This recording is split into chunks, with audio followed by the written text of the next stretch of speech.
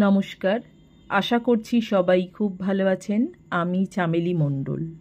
চামেলি মণ্ডল চ্যানেলে সবাইকে স্বাগত জানাই। আজকে আমি বিভূতিভূষণ বন্দ্যোপাধ্যায়ের লেখা বায়ুরোগ গল্পটি পাঠ করে শোনাবো আপনাদের। আশা করছি আপনাদের ভালো লাগবে গল্পটি। শুরু করছি আজকের গল্প বায়ুরোগ। হাঁসখালি থেকে গোয়ারি কৃষ্ণনগর পর্যন্ত যে রাস্তা চলে গিয়েছে, ওই রাস্তা বেয়ে যাচ্ছিলুম আমার এক আত্মীয়ের বাড়ি। বগুলা স্টেশনে নেমে সোজা পাকা রাস্তা। দুপুরের পর একাই হেঁটে চলেছি। পথে বড় একটা লোকজন নেই। বৃষ্টির দিন, আকাশ মেঘান্ধকার, জোলো হাওয়া বইছে। রাস্তার দুধারের বড় বড় গাছ থেকে টুপটাপ জল পড়ছে। দিনটা ঠান্ডা, রাস্তা হাঁটবার পক্ষে উপযুক্ত দিন বটে।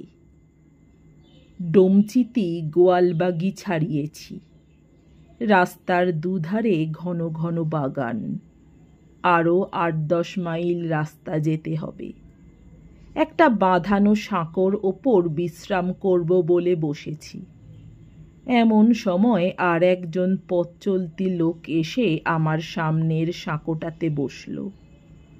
খানিকটা বসে সে আমার দিকে একবার চাইলে, তারপর একটু সংকোচের সুরে বললে, বাবু, আপনার কাছে দেশলাই আছে?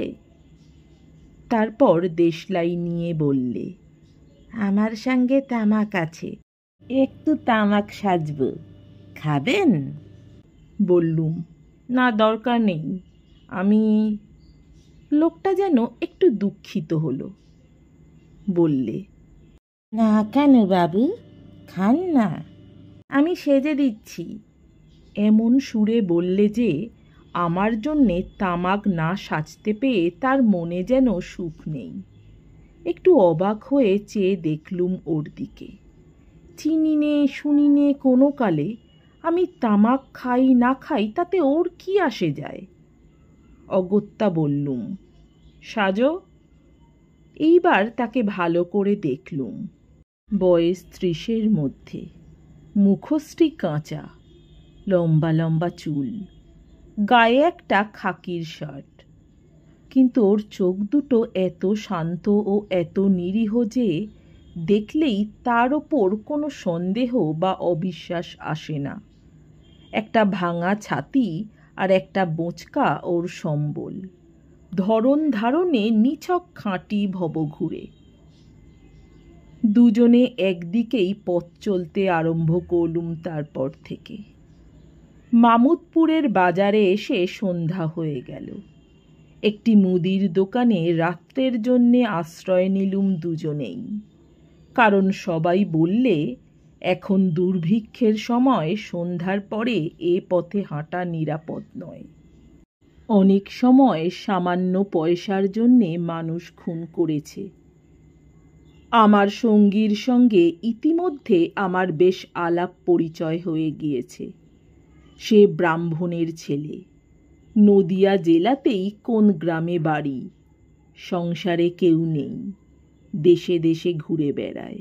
বছরখানেক পথে বিপথে ঘুরবার পরে সম্প্রতি নিজের গ্রামে ফিরে যাচ্ছে। একটা স্বভাব দেখলুম তার। সাধারণের পক্ষে স্বভাবটা খুব অদ্ভুত বলতে হবে।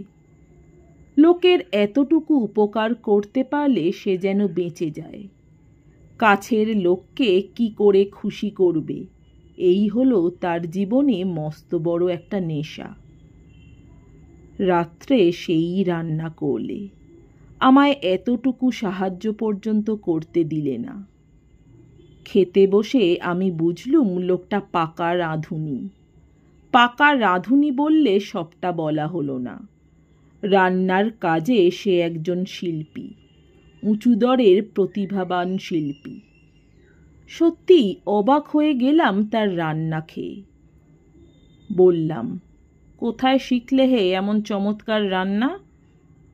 ও বললে, কেউ শেখায়নি, এমনি হয়েছে। তুমি কলকাতায় কি অন্য কোথাও মোটা মাইনের চাকুরি পেতে পারো হে, রান্নার কাজে? ধরো কোনো বড় লোকের বাড়িতে। এরকম করে বেড়াও কেন? সে হেসে বললে, তাও করেছি, কিন্তু আমার একটা বাতিক আছে বাবু, সেজন্যে আর কোথাও চাকরি স্বীকার করতে ইচ্ছে হয় না। সে কথাটা খুলে বলি তবে, সেটাকে একরকম রোগও বলতে পারেন, হয়তো বা বায়ুরোগ। আমি ম্যাট্রিক পাশ করে ভেবেছিলুম আরও পড়ব, কিন্তু অবস্থা খারাপ ছিল বলে পড়ার খরচ চালানো গেল না, সুতরাং ছেড়ে দিতে হলো। তারপর চাকরির সন্ধানে বেরুই। সিংভূম জেলার একটা পাহাড় ও জঙ্গলাকীর্ণ জায়গায় খনি সংক্রান্ত কি জরিপ হচ্ছে। ঘুরতে ঘুরতে সেখানে গিয়ে জুটলাম। মস্ত বড় মাঠে অনেকগুলো তাঁবু পড়েছে, অনেক লোক। আমি একজন ওভারসিয়রের তাঁবুতে রাঁধুনির কাজ পেয়ে গেলাম। লোকটির বয়স 40-এর ওপর হবে, একাই থাকে। একটা ছোকরা চাকর ছিল। আমি যাবার পরে তাকে জবাব দিয়ে দিলে। কিছুদিন সেখানে কাজ করবার পর মনিবের প্রতি আমার একটা অদ্ভুত ধরনের ভালোবাসা লক্ষ্য করলুম। কিসে সে খুশি হবে, কিসে তাকে তৃপ্তি দিতে পারবো খাইয়ে, এই হলো আমার একমাত্র লক্ষ্য। সে জিনিসটা একটা নেশার মতো আমায় পেয়ে বসলো। সেই জংলি জায়গায় খাবার জিনিস মেলে না। আমি হেঁটে দূর দূর গ্রাম থেকে মাছ তরকারি বহু কষ্টে সংগ্রহ করে এনে রাঁধতাম। মনিবকে সকল কথা খুলে বলতাম না যে কোথা থেকে কি জিনিস আনি। রান্না যতদূর সম্ভব ভালো করবার চেষ্টা করতাম, যাতে খেয়ে তৃপ্তি পায়।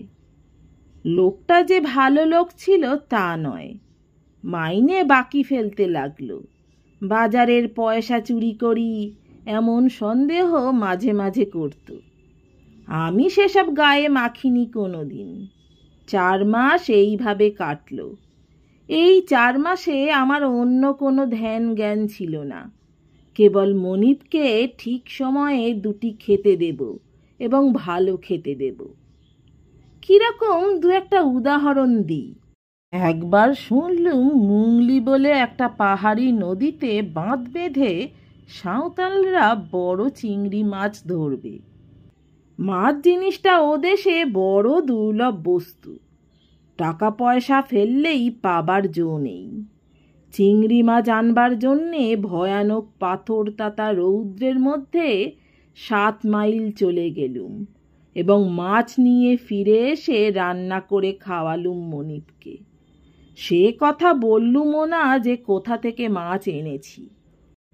4 মাস পরে রান্নার খ্যাতি ও প্রভুভক্তির কথা জরিপের তাঁবুর সর্বত্র ছড়িয়ে পড়ল। সে দেশটাতে ভালো বাঙালি রাঁধুনি পাওয়া যায় না। সকলেই আমার মনিবকে বেশ একটু হিংসের চোখে দেখতে লাগলো। ক্রমে আমার কাছে চুপি চুপি লোক হাঁটতে শুরু করলে আমায় ভাঙিয়ে নেবার জন্যে। বেশি মাইনে দিতে চায়, নানা রকম সুবিধে করে দিতে চায়। আমি কিছুতেই গেলাম না। জরিপের হেড কানুনগো 20 টাকা পর্যন্ত মাইনে দিতে চাইলে আমি তখন পাই মোটে 7 টাকা। কিন্তু টাকার সুবিধের কথা আমার মনেই উঠল না। আমার মনিবকে তো আমি এসব কথা কিছুই বলতাম না। মাস 5-6 পরে কি জানি কেমন কুবুদ্ধি হলো মনিবের। আমায় অকারণে বকুনি গালাগালি শুরু করলে। আগেও যে একেবারে না বকতো এমন নয়, কিন্তু তাতে মাত্রা থাকতো। পুরনো হওয়াতে মনিব বোধহয় ভাবতে লাগলো আমার আর যাবার জায়গা নেই। কাজেই কারণে অকারণে গালমন্দ ক্রমেই মাত্রা ছাড়িয়ে উঠতে লাগলো। একদিন মনিব আমায় ডেকে বললে, শোনো এদিকে, আলুতে বালি দিয়ে রাখোনি কেন? সব যে কল বেরিয়ে নষ্ট হয়ে গিয়েছে। সন্ধ্যার কিছু আগে আমি 8 মাইল দূরবর্তী দোকান থেকে সবেমাত্র তেল মশলা কিনে ফিরে এসেছি। বললাম, বালি তো দেওয়াই ছিল, বর্ষাকালে বালি দিলেও কি কল বেরুনো সামলানো যায় বাবু? মনিব হঠাৎ চটে উঠে বললে, কি পাজি রাস্কেল, আমার সঙ্গে মুখোমুখি উত্তর! বলেই আমায় মালে দুটো চোর, তারপর গটগট করে বাইরে চলে গেল। আমার হাত থেকে তেলের বোতল পড়ে চুরমার হয়ে গেল। মারের চোটে ও অপমানে কান লাল হয়ে উঠল। সেখানে বসে পড়লুম এবং অনেকক্ষণ শূন্য দৃষ্টিতে চেয়ে বসে রইলুম। কিন্তু শুনলে আপনি আশ্চর্য হবেন, এবং আমিও তখন আশ্চর্য হয়ে গিয়েছিলুম যে মনিবের ওপর রাগের পরিবর্তে আমার উল্টে একটা করুণার উদ্রেক হলো। ভাবলুম, আহা, লোকটা জানে না যে ওর নিজের দোষে এবার আমি হাতছাড়া হয়ে যেতে বসেছি। হেড কানুনগোর তাঁবুতে খবর পাঠাবার অপেক্ষা মাত্র। কানুনগোর সঙ্গে যে আমার মনিবের সদ্ভাব নেই তাও সবাই জানে। খেয়েও কাল থেকে হাত পুড়িয়ে রেঁধে। এখানে আর বাঙালি রাঁধুনি মিলছে না। এই কথা যতই ভাবি ততই ওর উপর করুণা ও অনুকম্পা গভীর হয়ে ওঠে। সে এক অপূর্ব অনুভূতি। ভগবান আমার বুকে এসে যেন তাঁর আসন পেতেছেন। ওকে আমি ছেড়ে গেলে ওর কত কষ্ট হবে, এবং বিশেষ করে লোকটা কি বোকাই বনে যাবে, এই ভেবেই আমার মন গলে গেল। নিজের অপমান ভুলেই গেলাম একেবারে। রাত 8টা যখন বেজেছে তখন আমি উঠে গিয়ে রান্না চড়িয়ে দিলুম। তার আগেই ঠিক করে ফেলেছি আমি মনিবকে ছেড়ে কোথাও যাব না। ঘোড়ার সইসটা কিন্তু আড়াল থেকে আমার মার খাওয়াটা দেখেছিল। সে গিয়ে সবাইকে গল্প করেছে। ফলে সকাল থেকে এক হেড কানুনগোর কাছ থেকেই আমার কাছে 5 বার লোক এলো আমায় ভাঙিয়ে নিতে। 3-4 দিন ধরে তারা সবাই আমাকে বিরক্ত করে মারলে। মনিব কাজে বেরিয়ে গেলেই তারা আসে। হেড কানুনগোর লোক এবং আরও লোক কত রকম লোভ দেখায়।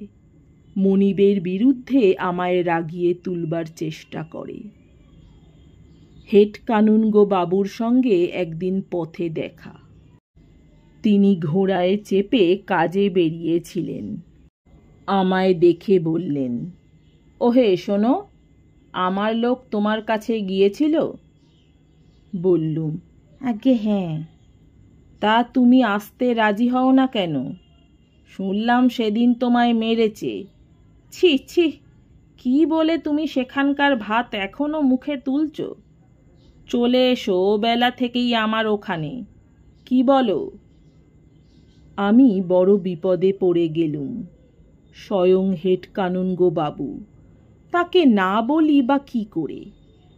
এ তো আর উড়ে চাকর বা আরদালির দল নয়। হঠাৎ একটা বুদ্ধি মাথায় এলো। বললুম, হুজুর, আজই যাব আপনার ওখানে। দেখুন না, মিছি মিছি সেদিন অমনি মার দিলেন। কি হয়েছিল কি? কিছু না, ওর সোনার বোতামের সেটটা আমি মেঝেতে কুড়িয়ে পাই, পেয়ে নিজের বাক্সে তুলে রাখি। ভেবেছিলুম এলে দিয়ে দেব, তারপর আর মনে নেই সন্ধেবেলা।